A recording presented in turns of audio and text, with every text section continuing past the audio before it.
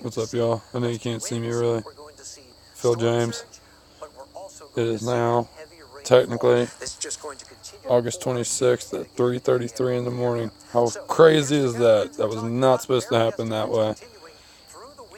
God, I hate the number 33, especially when I see it and everything. Anyways, here's the point. This is a live beach cam stream. I do believe this stream is happening where the eye of this hurricane is. I just wanted to put some coverage on here because it has now hit land. Galveston has largely escaped any major blow from Hurricane Harvey so far.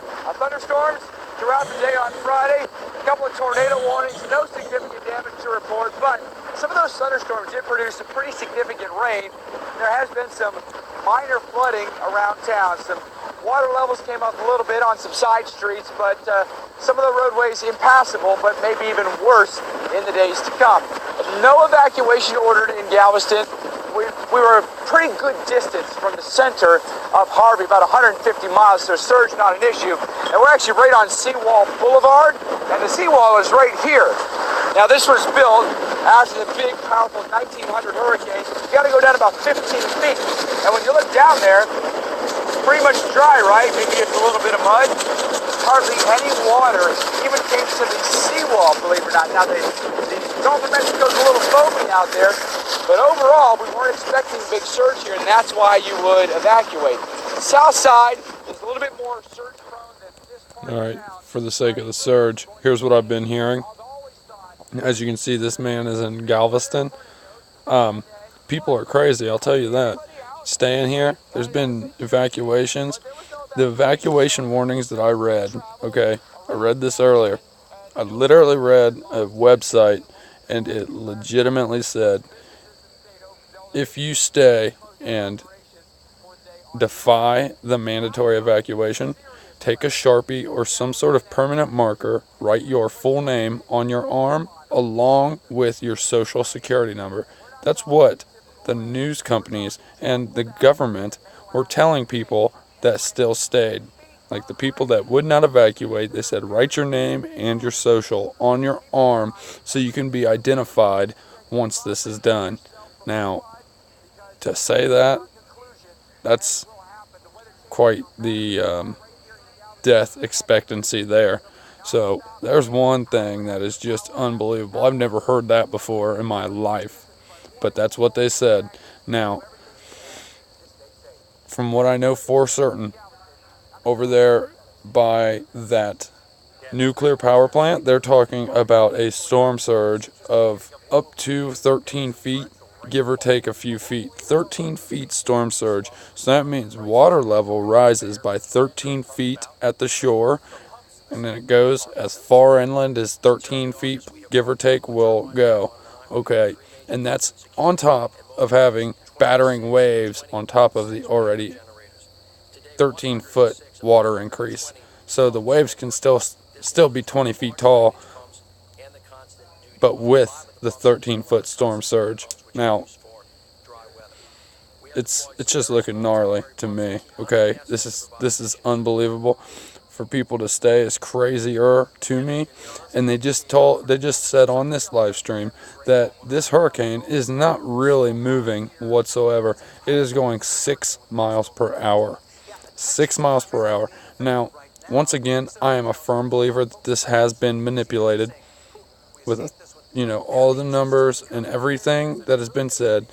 I say it repeatedly, and I won't stop because we have things like HARP, High Frequency Active Auroral Research Program. Sorry about the buffering here, but we have HARP, like I just said, High Frequency Active Auroral Research Program. We are very capable of manipulating weather.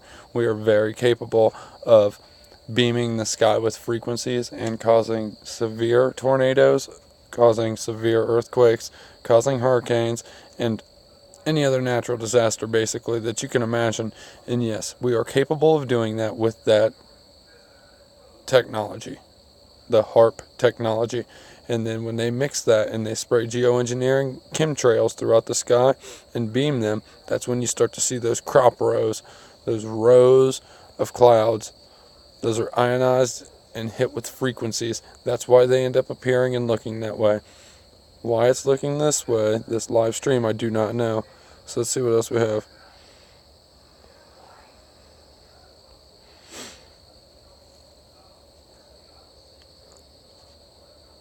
Alright. So there are a few people that are live streaming this, as you can tell, directly from their houses. Okay, once again, people are ballsy. I'll tell you what, right here in between Galveston, Corpus Christi, and all those areas right there on the coast, I do believe a lot of what we're going to see is in the eye. Here, let's hear what this guy has to say.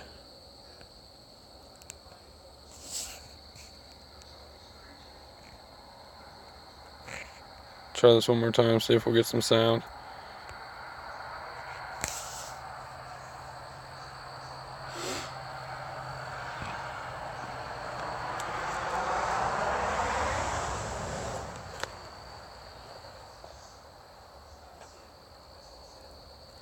It's just crazy.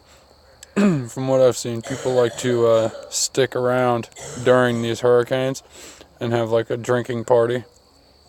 It's pretty effing crazy. People are nuts, man. Passed out on the couch chilling. Alright, hold on.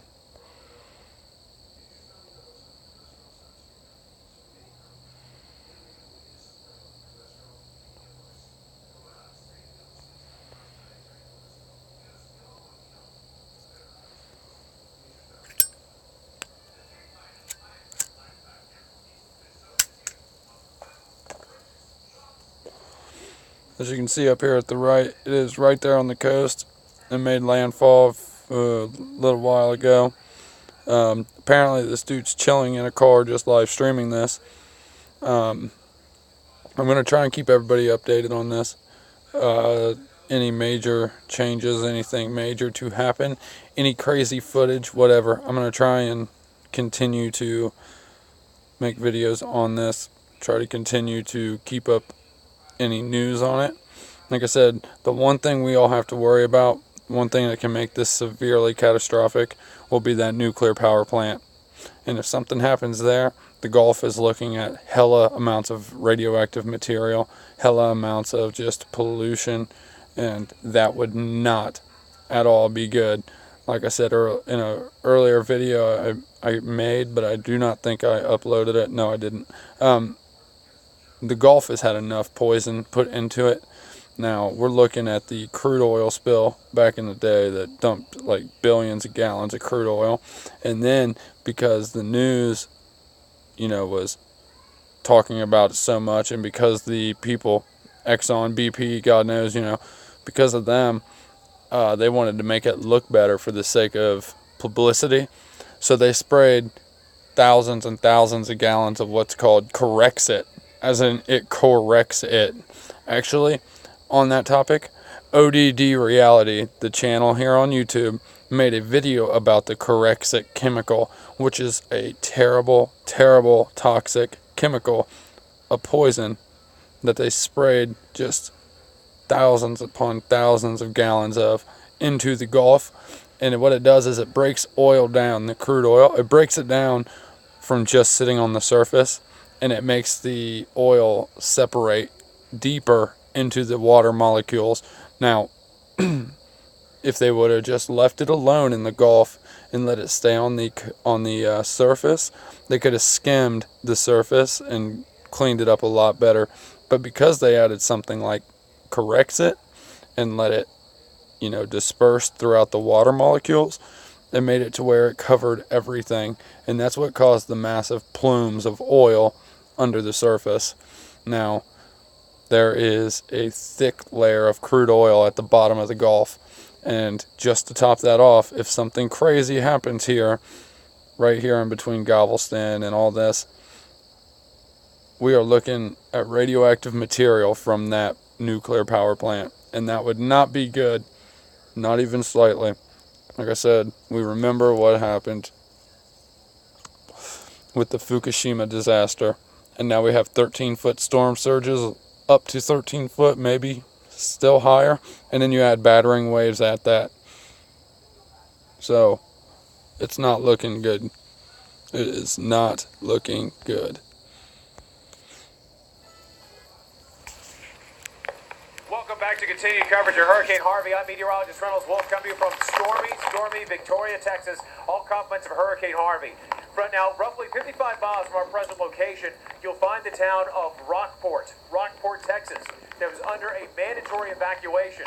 Listen to some chilling words from the mayor before the hurricane came calling. We can't emphasize enough that this is a life-threatening storm. All the advice we can give is get out now. You still have time to leave. Those that are going to stay, it's unfortunate, but they should make some type of preparation to mark their arm with a Sharpie pen, put their social security number on it and their name. How about that? I'll tell you, he is not mincing words, is he? What words he had for the... I didn't think I would find footage of him actually saying that, but there it was. Mark your arm with a Sharpie. Social with your name. Because when they find you,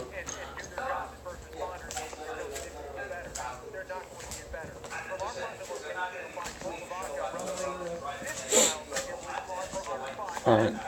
Like I said, everybody, I'll keep you posted. Pray for them. Cross your fingers. Whatever you want. They're going to need it.